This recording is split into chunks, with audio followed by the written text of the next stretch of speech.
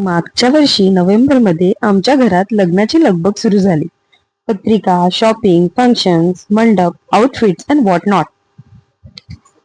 माझी पण माझ्या कझिन्सची, आई बाबांची, अगदी नवऱ्याची सुद्धा. आता परत आठवताना खरंच विश्वास बसत नाही, इतकी धावपळ झाली होती. पण या सगळ्या गडबडीत इतके गोड मोमेंट्स होते की मला ते नक्की तुमच्याशी शेअर करायचे होते.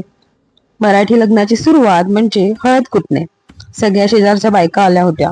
बायका एकत्र आल्या म्हणजे नुसती धमाल. हळद कुटून झाली पण बाकी कामांचा पर्वत अजून उभाच होता. पत्रिका तर छापून आल्या. Don't underestimate the power of मंडपातील किलबिल. एका दिवसात सगळी कामे उरकली.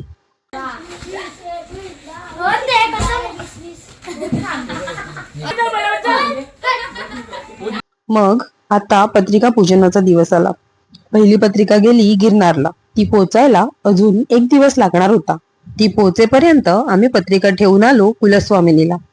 तिथून येताना वळलो कालिका मातेच्या मंदिरात आणि योगायोग बघा की आरती पण मिळाली. मग मी गेले आमच्या गावदेवीच्या म्हणजेच श्री खामजाई मातेच्या मंदिरात आणि आईचे आशीर्वाद घेतले. मग मारुतीरायाच्या आणि आई सप्तशृंगीच्या मंदिरात जाऊन तिथेही पत्रिका ठेवली. आणि महादेवांना कसं विसरणार. माझी खास निमंत्रणाची पत्रिका मी त्यांच्या चरणाशी अर्पण केली. देवदर्शन झाले पण धावपळ काही थांबायचे नाव घेत नव्हती. पण माझ्या बहिणींनी माझ्यासाठी बॅचलर सरप्राईज ठेवून मला भलतंच खुश केलं. मग काय, सगळा थकवा गायब. रोवर आणि ट्विनीने पण मस्त धमाल केली. आता काय, दुसऱ्या दिवशी परत कामे आहेतच. मी आणि बनी आज गेलो होतो एंगेजमेंट रिंग्स आणायला तनिष्क मध्ये. मिसेस श्वेता यांनी खूपच छान सर्व्हिस दिली. आम्ही बुकिंग जेव्हा केलं तेव्हा माझा बर्थडे केक सुद्धा कापला होता तनिष्क मध्ये. आता इथे थांबत नाही. माझी शॉपिंग बाकीच होती. मुंबईची सगळी मोठी मार्केट्स पालथी घातली. इतके सुंदर सुंदर लेहंगाज आणि प्राइसेस पण बाप रे. पण मी आउटफिट्सवर फार खर्च केला नाही. पण जे घेतलं ते एकदम टॉप नॉच. आज आमची पूर्ण गँग शॉपिंगला गेली होती. इथे मी ज्वेलरी घेतली. त्याचा डिटेल ब्लॉग हवा असेल तर नक्की सांगा. बालों के पीछे हाँ झूम करो परफेक्ट एकदम. अरे देखो ये वेल्ले लोग हैं.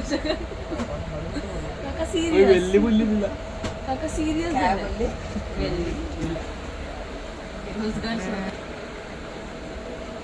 हा सुंदर वाटतो.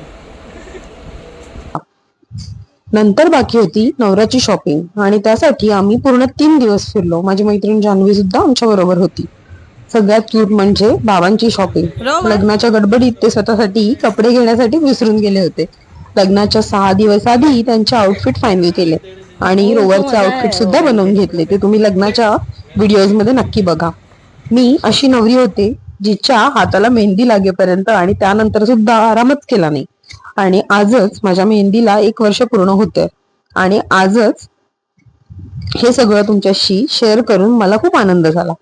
तर हा व्लॉग आवडला असेल तर फॉलो आणि सबस्क्राईब करायला विसरू नका. Lots of love. बाय.